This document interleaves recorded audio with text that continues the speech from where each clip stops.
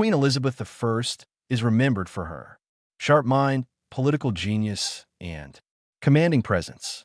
But another often overlooked detail of her life has fascinated historians for years. The awful state of her teeth, her decaying smile doesn't just reveal her personal struggles. It opens a doorway into the health beliefs and strange beauty ideals of the Elizabethan world. She ruled with splendor and strength. But privately, Elizabeth faced a deeply personal battle. As she aged, her dental health took a steep decline. Eyewitnesses reported that her teeth were black, decaying, and likely painful. The cause, a deadly addiction shared by the entire English nobility, sugar. In this episode, we discuss the hidden truth about Queen Elizabeth's rotting teeth. At the beginning of the Tudor period, sugar was rare and valuable, something you might find in medicine or see only at a royal feast. It was considered almost magical, used in tiny amounts. It sweetened bitter herbs or covered up the taste of foul medicine. It was stored in tiny jars treated like treasure. Only the richest families could afford even a little. But by the time Elizabeth was queen, the world had changed. England's booming global trade brought new sources of sugar from faraway places. The West Indies, East Indies, Morocco, and the Barber Coast. Suddenly, what had once been a luxury became widely available to the wealthy, and Queen Elizabeth took full advantage. The Queen's sweet tooth was no secret. In her glittering royal court, sugar wasn't just something to eat. It was a spectacle, a performance of wealth and power. It was baked into luxurious cakes, molded into intricate pies, and transformed into dazzling confections that looked more like sculptures than desserts.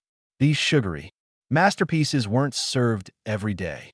They were saved for feasts, banquets, and celebrations where they wowed foreign guests and local nobles alike. One of Elizabeth's absolute favorites was a delicacy called marchpane, also known as marzipan, a rich paste made from almonds and sugar. But this wasn't your average snack. The Queen's cooks and court artists would shape it into lilac fruits, animals, castles, crowns, or even entire battle scenes, all coated in gold leaf or decorated with precious metals and dyes. The result was both food and art, a bold message that said, I am powerful enough to eat beauty itself. These sugary creations weren't just indulgences. They were statements. To have sugar meant you had money. To use it in such extravagant ways meant you had a lot of money. Elizabeth's court became the epicenter of this new culinary fashion. Nobles copied her habits, and sugar quickly became a symbol of elite status across the country.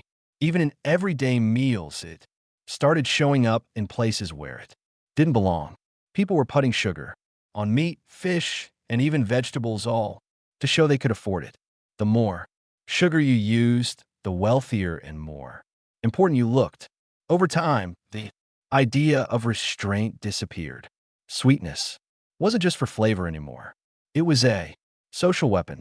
Sugar entered wines, stews, salads, and even medicines until people were practically poisoning themselves with sweetness, and Elizabeth was leading the trend. But this obsession came at a terrible cost. As sugar consumption skyrocketed among the wealthy, so did the damage to their teeth. And Elizabeth was no exception. Her love for sweets slowly turned her mouth into a battlefield. Over the years, her teeth darkened, broke down, and decayed. By all accounts, they eventually turned black, a condition impossible to hide. It would have been clearly visible to everyone around her. Courtiers, diplomats, even suitors. Her teeth didn't just rot. They broadcast her habits to the world. Foreign envoys noted it. Her subjects whispered about it. The Queen of England was falling apart behind her ruby lips. Bizarrely, black teeth became a symbol of wealth and privilege in a society obsessed With appearances, rotting teeth became fashionable among the upper classes. Some people, especially from the lower ranks, would go as far as staining their teeth with soot or charcoal just to mimic the rich. Imagine that. People were ruining their own smiles to pretend they had access to the same deadly luxury that was destroying the queen. That's how deeply sugar had infected the culture. Elizabeth's tooth decay was more than a personal problem. It was the physical face of an entire nation's addiction. Elizabeth's own attempts at dental care only made things worse.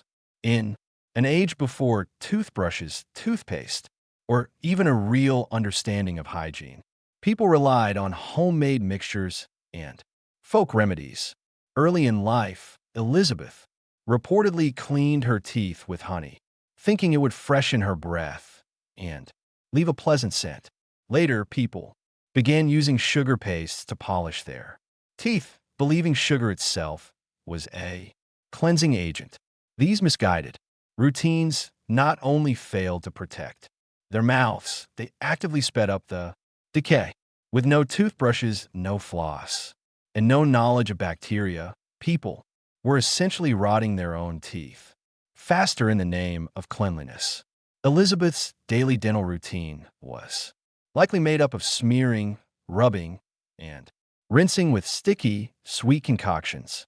Instead of removing decay, they fed the very bacteria that caused it. Her teeth weakened year by year, and unlike the poor, who eventually lost teeth early in life, Elizabeth couldn't simply pull them all out. She needed to appear whole, commanding, and queenly.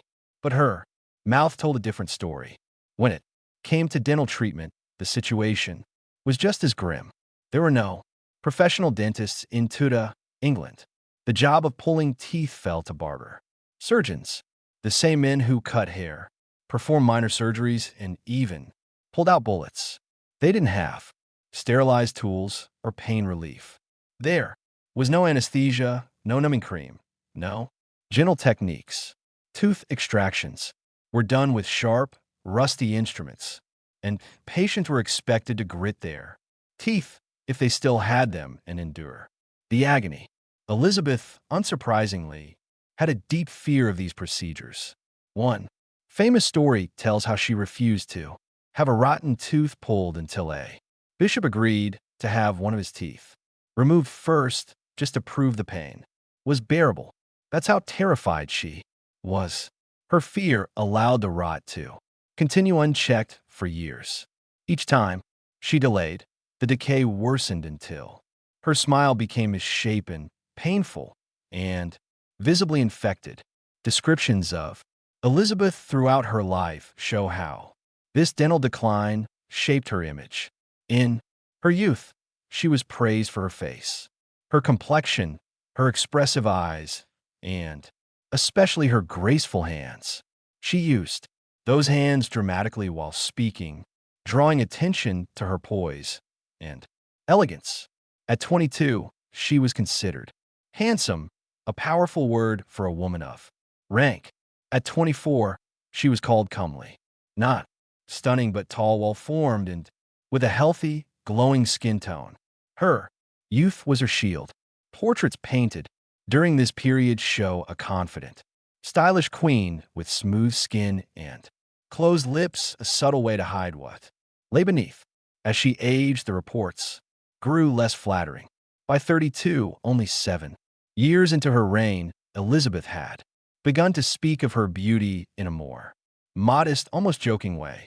She admitted she was never truly beautiful, but still insisted on controlling her image. Mirrors were carefully chosen. Portraits were retouched. Artists were instructed to idealize her face, not reflect the truth. But by her 60s, even these efforts couldn't stop the gossip. At 64, a French ambassador described her as very aged, long and thin, with uneven and yellow teeth. At 65, the German traveler Paul Hensner offered a cruel description. Her face was fair but wrinkled, her eyes black and pleasant, but small, her nose hooked, and her teeth black. He noted that this